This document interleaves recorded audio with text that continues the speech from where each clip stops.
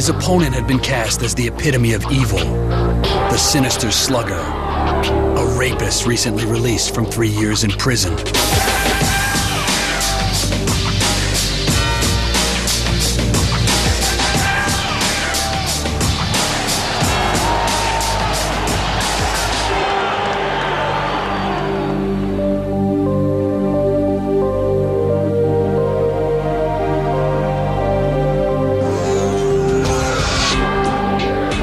Evander entered the ring in November of '96 as a 25-1 underdog, with losses in 3 of his last 4 fights. We are looking at a sports legend in the purple trunks, Evander Holyfield. Oh, Tyson's in trouble! Holyfield pulls off the colossal upset.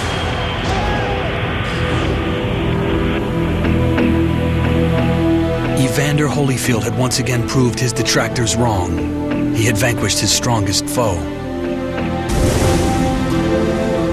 But the victory would be bittersweet. His beloved mother, Annie, did not live to see her son's greatest triumph. Just 6 months earlier, a car accident had taken her life. He loved his mom, and his mom really loved him. Their relationship was, out of all of them, I think that was her baby. Evander Holyfield was born in Atmore, Alabama, a farming community near the Florida Panhandle. When he was 6, his mother moved the family to Summerhill, Georgia, a suburb of Atlanta. Annie raised her 8 children by herself. Evander was the youngest. Anything my mother said, action came behind. My mother told you to do anything, you had to respond right then and there. We thought she was the strictest person in the world. Why do we have to have such a strict mother? 3 things that she pretty much taught. She listen, follow direction, not quit. Evander's father was a mystery. He and Annie had never married. He and Evander had never met. She never said anything bad about him, didn't say anything good. She didn't say anything at all.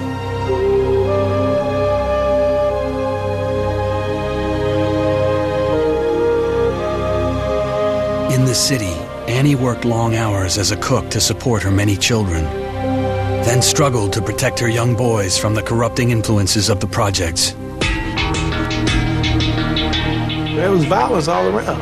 Every now and then you would have some scuffles and be some shooting. Evander's protector was his older brother, Willie, strong and scrappy. Willie was an able fighter in the ring or on the street. Willie to Evander, I was like Superman. Willie would beat up 2 and 3 people at one time for messing with Evander. As a young boy, Evander let his brother do the fighting. He spent his days playing football and swimming at the Warren Memorial Boys Club. The Boys Club had everything that a rich kid would probably have. When they told Evander that you can play bumper pool, you can play ping pong, you can go swimming, you can play basketball, football, he was in heaven. It really made a difference in my life.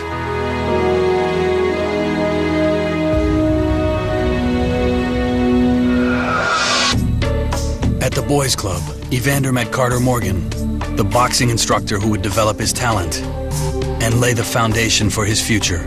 Evander came in and wanted to hit the speed bag. And Carter told him, well, you can't do it till you got to come back when you're old enough. So on his birthday, the day he turned 8 years old, he was back to hit that bag. I started hitting it, so it started hurting my knuckle, but I just kept hitting it hard and hard. And he told me to stop. You're gonna hurt your hand. I ain't gonna hurt my hand. He said, it's already bleeding. And he said, you tough, ain't you? Yes, sir, I'm tough. And he said, you know, you can be the heavyweight champ of the world. And I said, what is the heavyweight champ of the world? He said, you ever heard of Ali? I said, yeah. He said, you can be great just like him.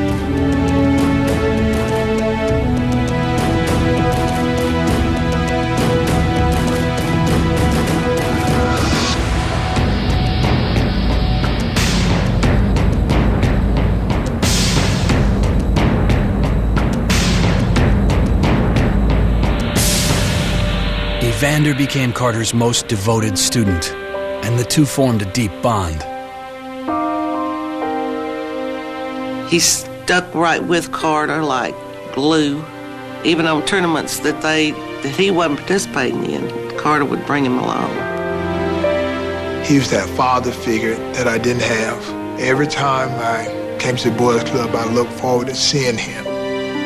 Under Carter's tutelage, Evander swiftly developed into the top fighter in his age group. I won all my matches from the time I was 8 to I was 11 years old. Then I lost, and I wanted to quit. He really wanted to quit the sport itself, but he liked Coach Morgan. But because he liked Coach, he wouldn't quit. And so eventually it grew on him, and of course he became very, very good at it. Evander's strength would take him to the top of the world.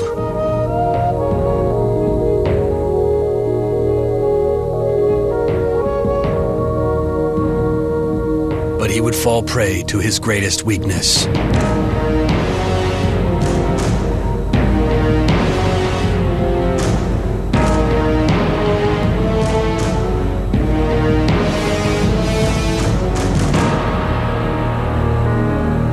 I know right from wrong. That should have never happened. I don't think Evander has ever been faithful towards me. Hey, man, that's not right. I don't care who you are. You the heavyweight champion of the world. That's not right. That's not how we grew up. And you know that's wrong.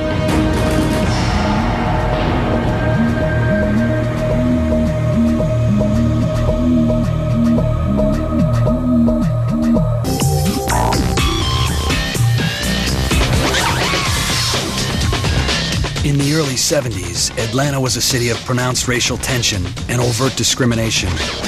For the gifted young boxer Evander Holyfield, the consequences were inevitable, but he weathered them with the help of his coach, Carter Morgan.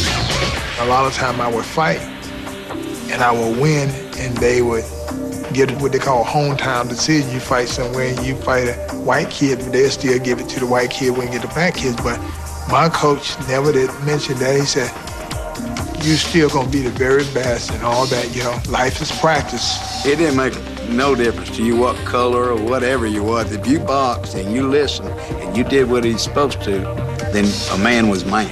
This man actually loved me as I was his grandson, his son. With Carter in his corner, Evander became one of the top amateur fighters in Georgia. But despite his talent and success, he longed for a life in football. He broke all of the boys' club rushing records. One game, he scored 4 touchdowns in one game, over 300 yards. We just knew that he was going to be a professional football player. But Evander's gridiron dream was dashed at the high school level. The future heavyweight champ was just too small to make the team. You know, Evander, I think, was about 160 pounds. And you're talking about guys coming out of the backfield on the varsity at 220, 210. We had a basketball coach coaching football, so he went with the biggest guy. So he didn't give me the opportunity. He was a little smaller than a lot of our people. Therefore, he was not a starter for us. But obviously, as coaches, on hindsight, we might have overlooked his size of his heart. Never wanted nobody else to be able to make a decision in my life whether they're gonna get my opportunity or not. And so boxing was the sport that you can't blame nobody. You only get out what you put into it. Evander put football behind him and focused on his boxing. But as he grew stronger, his devoted coach was growing frail. When Evander was 16 years old, his mentor, Carter Morgan, lost a long struggle with pulmonary emphysema. Here's a man been like a grandfather to me, but here's a man that inspired me. And it's almost like I ain't have no reason to fight no more. Just knowing the fact that Coach Morgan would have wanted him to continue was a part of that motivation to glove up again and to go back at it. Fighting through the pain of Carter's death, Evander found solace in his son. I was fortunate enough that his son said, I'll coach you. Daddy told me he was going to be champion of the world. And I didn't believe it at the time, but after I got him, I understood what he was talking about. Also helping to heal his loss was a new love in his life. Paulette Bowden was skeptical of the prospects of an aspiring prize fighter. I said, you know what, after all these people like you picked the right guy. She said, why? I said, look, I'm gonna be a heavyweight champ of the world. I'm gonna be the richest person in Atlanta. She said, you ain't gonna be all that. I said, you lucky, you picked me. Paulette would soon learn that Evander could be powerfully seductive.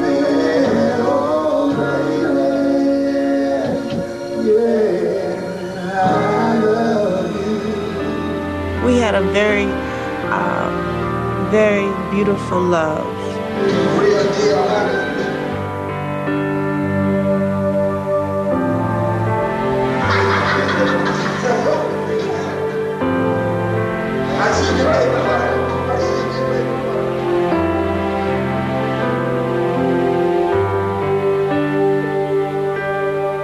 They had a growing love, but Evander answered first to the other woman in his life, his mother Annie.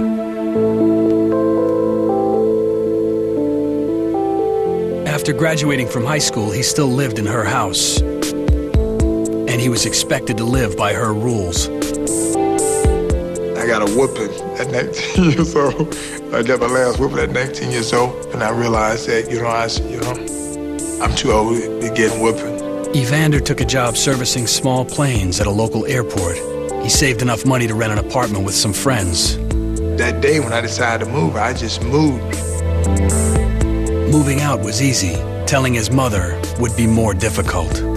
My mom was sitting right there, waiting. I stuck my head in the door and looked at her. She said, where you been? Well, Mama, I moved.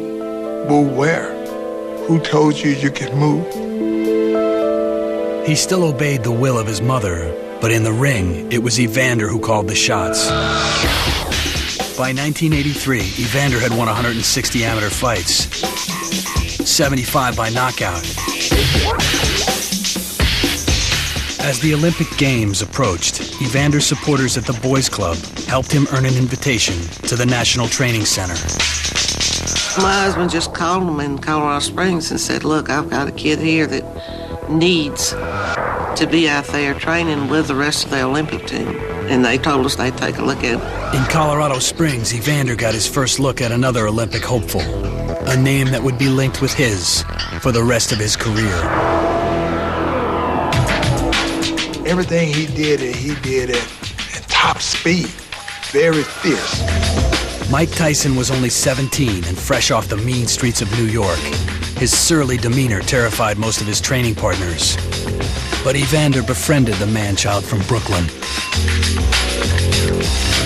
I noticed that nobody liked him. And everybody started telling me, he's crazy. So he walked down with his head down looking at the ground. He would barely look up sometimes. Because every time he looked up, somebody was saying something about him. So he was always angry. And everybody that kind of didn't talk to him, they made him look like he was cast out, like something was wrong with him. So I would talk to him. And Tyson and I got along very good. In time, Evander would learn the depths of Mike Tyson's rage.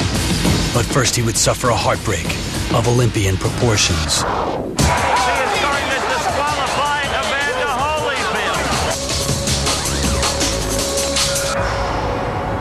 All of this effort that went into this one moment only to be taken away in the blink of an eye.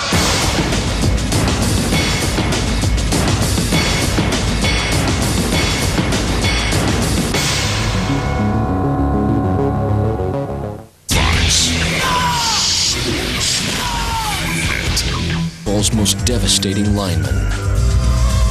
He just was so dominant, it wasn't even funny. His conservative Christian opinions, however, brought him a different kind of fame. Homosexuality is a decision, it's not a race. And made him a lightning rod for controversy. If you want to hear some preaching, you should go to church. Reggie White, Beyond the Glory, Sunday on Fox Sports Net.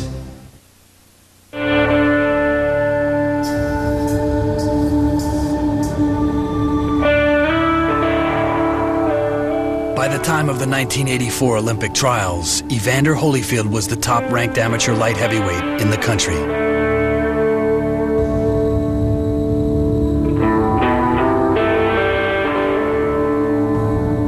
But the intense focus of his training was derailed by unexpected news. His girlfriend Paulette was pregnant. Evander had grown up fatherless and was now torn about his priorities.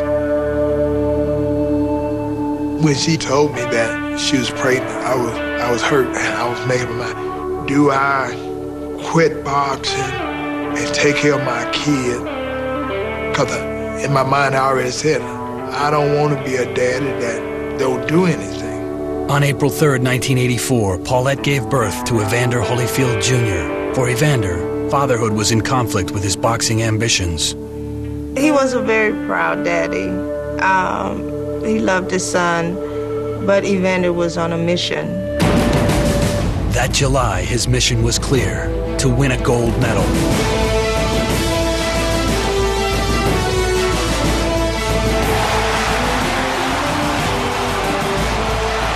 To represent the United States in the 23rd Olympiad, Evander Holyfield.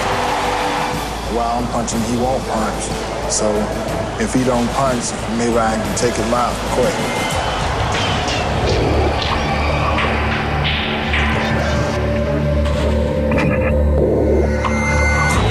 Fight is over, and for Holyfield, a first-round knockout. 6 Americans have fought today, and 6 Americans. A lot of people was very, very surprised. Who is this kid from Atlanta that's knocking everybody out? We never heard of him. So we was confident that he was going to win the gold. After 3 consecutive knockouts, Evander moved to the semifinals, where he faced Kevin Barry of New Zealand. Evander completely dominated the fight, and with 5 seconds left in the second round, he floored Barry with a vicious left hook. It was inevitable. Now, wait a minute. It was on the break, and I think nobody... He threw a combination. He hit the boy with the jab and the right hand, and the referee hollered stop. But he done started the third punch. I started hollering, he's going to disqualify him. He's going to come in. Everybody burst into tears. Now the question is, will he disqualify him? The referee did an absolutely terrible job. Toward the end, the way it did, it was a big disappointment. It was a big disappointment because I knew how hard he had worked. People started telling him, hey, you got a raw deal, you got a raw deal. And he realized he did. He knew he did. the winner by disqualification. Despite the decision, Kevin Barry made it clear who he thought was the real winner of the fight. It made me more popular than all the other guys that won the gold medal. They said, that Holyfield guy, hot doggy, he beat that guy and they just robbed him like that. The Lord is shining a light on him because they'll always remember he was disqualified and they gave him a bronze medal. And you won the people hard, but more important, the way you handled yourself during that whole experience did us proud. After the Olympics, Evander immediately turned pro, signing $1 million contract with Lou Duva's Main Events. First thing he did for his mother, bought her a house, and he's just that kind of person. Annie had something for Evander as well. My mother said, I'm gonna take you to see your daddy. I said, you gonna do what? I said, you mean tell me you know where he at? She said, yeah. Evander's father, Isom Coley, had never left rural Alabama. He never knew he had a son. My brothers and my sisters, we all drove down there, and behold, I meet my daddy. I said, yeah, he gotta be mine, because he looked just like me. You know, he talked like me, you know, and he was just glad to see me, you know. He was just tickled deaf, you know, to see who his daddy was, you know. It was like he changed, you know. It's like a lot of anxiety in him had went away because now he has met, you know, who he came from. His personal life now complete, Evander easily won his first 11 fights, setting up a cruiserweight title fight. His opponent, a seasoned ex-con named White Muhammad Qawi. The general thinking was that it seemed a little premature. Evander stood toe-to-toe with the punishing Qawi for 15 grueling rounds, earning a split decision victory and his first professional championship. He showed so much heart. I mean, I said, this guy's going to go all the way, not only in light heavyweight, but he's going to go right up to the heavyweight.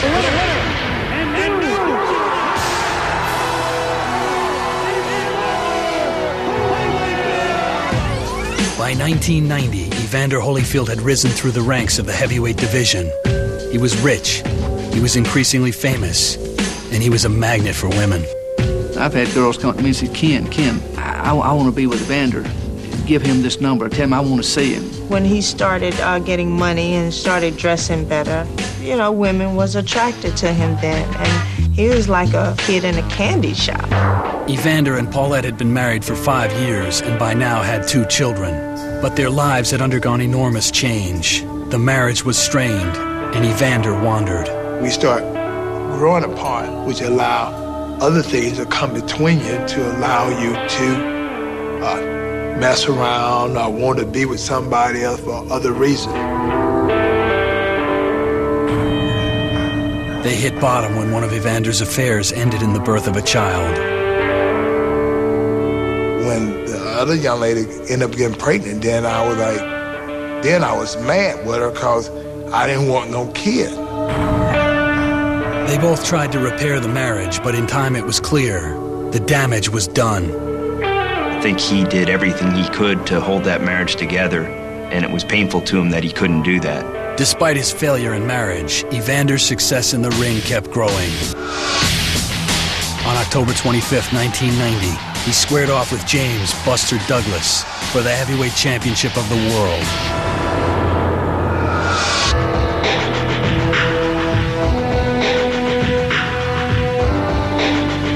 When you're coming down that tunnel, you can feel the energy, and you can hear the roar of the people, you know, waiting to engulf you, and they're screaming and hollering and go get him, champ.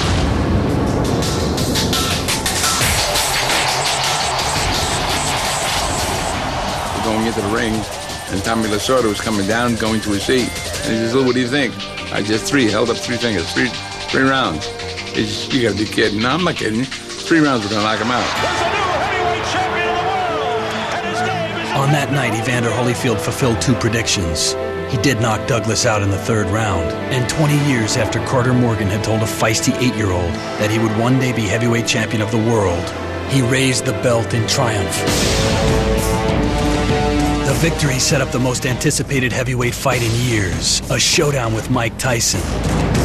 While Evander would wait for Tyson's release from prison, he would endure terrible personal tragedy.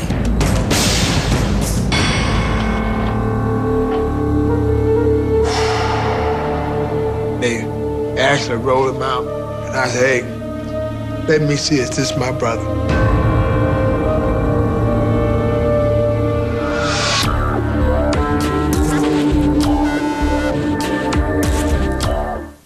I'm at my mother's for dinner. She says, "Wasn't that chili unbelievable?" I say, "Unbelievable." He was the undisputed heavyweight champion of the world. In the fall of '91, Evander prepared for the most anticipated fight of his career, the championship battle against his old friend, Iron Mike Tyson. But before the fight could take place, Tyson was sent to prison on a rape conviction. People say, "Are you upset?" No, I'm not upset because I realized that it wasn't so important for me to fight Tyson. The most important thing is that whenever I fight him, beat him. Evander would need his time and energy to support his increasingly troubled family. In February of '92, his oldest brother James pleaded guilty to the rape of a 12-year-old girl.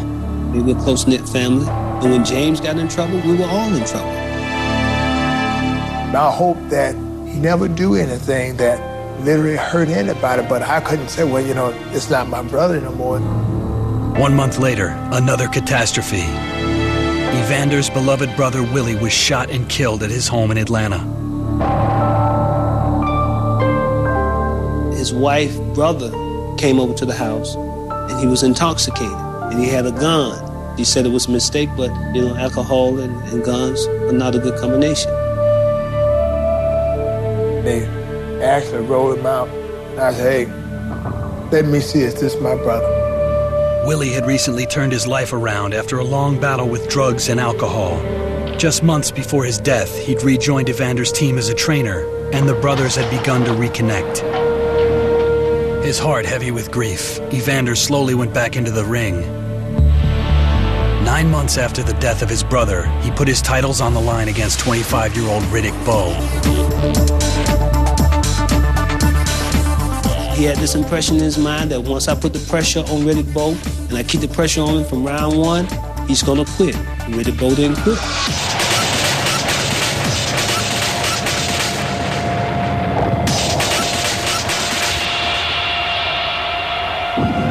The fight was an epic battle, both fighters pushing to the limits of their strength and ability. To many, the 10th round was the most heroic in heavyweight history. Everybody in the Thomas and Mack Center on their feet. What a hard fight always is. Ironically, of course, he may be earning more respect in his first defeat than he has earned in his 28 victories. The winner by unanimous decision and new heavyweight champion of the world. It was Evander's first defeat in more than 10 years. Before the Gallen fight, they gave him a standing ovation. It was the best fight that he ever fought. Beaten, but perhaps more champion tonight. Evander and Bowe would square off again less than a year later. This time, Evander was on a mission for revenge.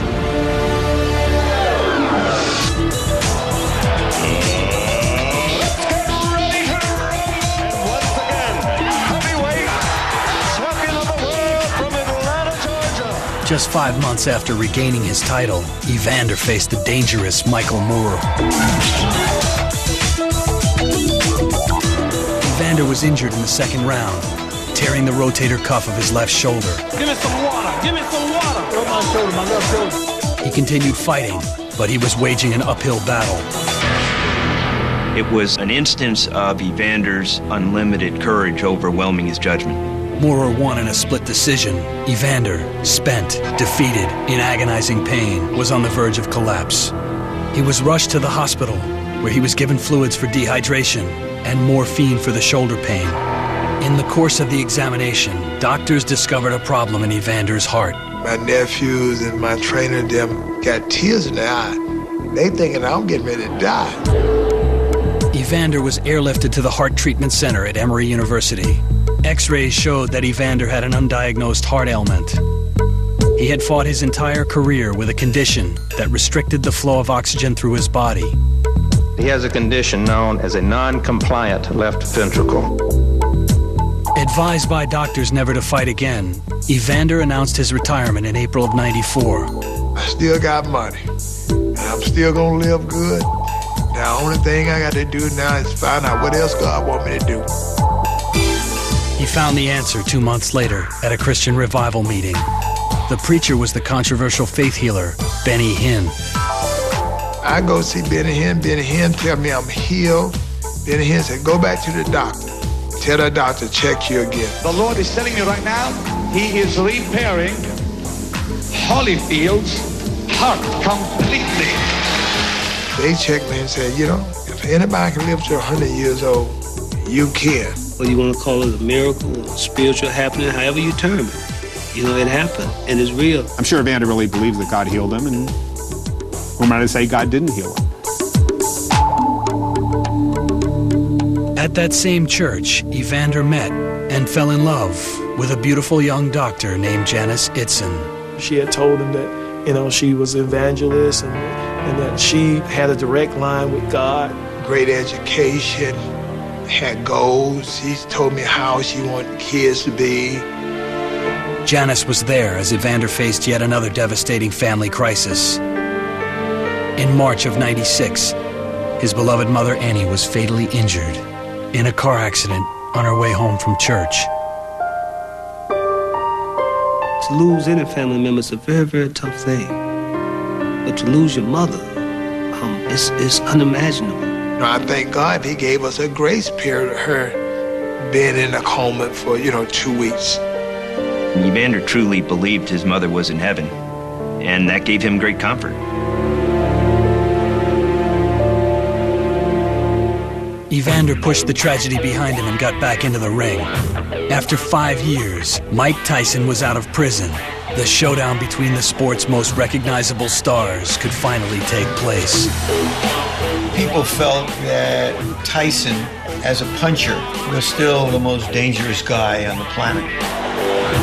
Evander pushed his body to the limit, Despite being a 25-1 underdog, he entered the ring composed and confident. He said, "Jim, it's all done. I just need to go in there and pick up the belt on Saturday night, but it's over. You can relax."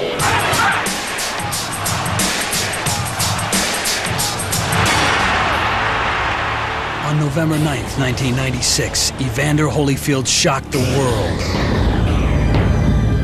He knocked out Mike Tyson and joined Muhammad Ali as the only three-time heavyweight champion. Now he had beaten everybody in his era that anybody thought was any good. He could not win another fight, and it wouldn't really matter. His place in boxing should be secure.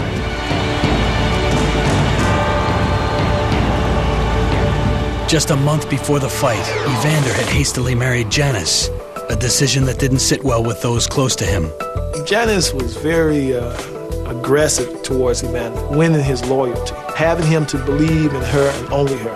My reaction was one of great concern. The marriage was so surprising. The greater surprise would come in the rematch with Mike Tyson. He'll take no nonsense. Little had changed in the 8 months since the original bout.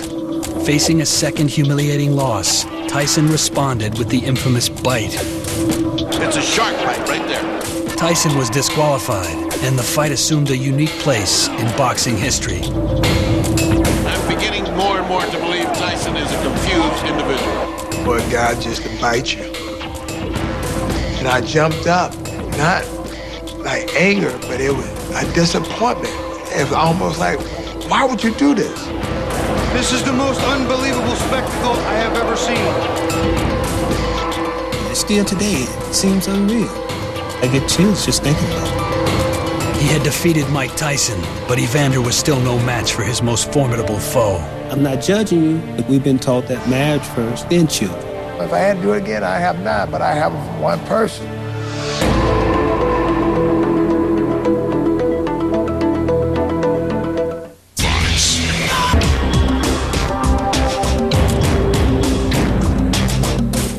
After plastic surgery, Evander returned home to start a new life with his new wife, Janice.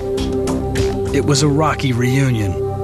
All these tangible things that you think is great without love, it's nothing. In September of '98, Janice gave birth to the couple's first child. A week later, Evander publicly admitted that he had fathered 2 other children with 2 other women in the past year. You had Evander in a marriage that was disintegrating, and you had 2 women who loved him and wanted to be with him, and he let that go too far. Evander's infidelity remained a consistent problem. He had now fathered 5 children out of wedlock. I never ever wanted to have kids out of wedlock. By golly, it's time to grow up. You know, either you get a vasectomy or whatever. At the end of the day, you're still my brother, but you need to know. I don't care who you are. You the heavyweight champion of the world. That's not right. That's not how we grew up. Including 3 children from his first marriage, Evander now has 9 in total. You know, if I had to do it again, I have 9, but I have one person. Evander regularly sees and supports all of his children, and since his divorce from Janice, he continues to search for that one perfect love. I want to be that husband that a marriage lasts. So when I get married next time, it'll be forever, not just for a stormy moment. As for his career, Evander longs to exit a champion. But those closest to him worry that the price of that pursuit will be greater than the reward. Maybe it's his ego. Maybe he's listening to the wrong people. But if he's listening to his heart, he shouldn't be fighting. He set a goal. He wants to be the undisputed heavyweight champion of the world. So I'd like to see him make that happen. I would hate to see him hurt in the ring more than anything. It would be devastating. But I would equally hate to see him spend the next 50 years wondering whether he could have done it if he hadn't stopped. And I think that would hurt him more. While his boxing future may be uncertain, his legacy is indisputable.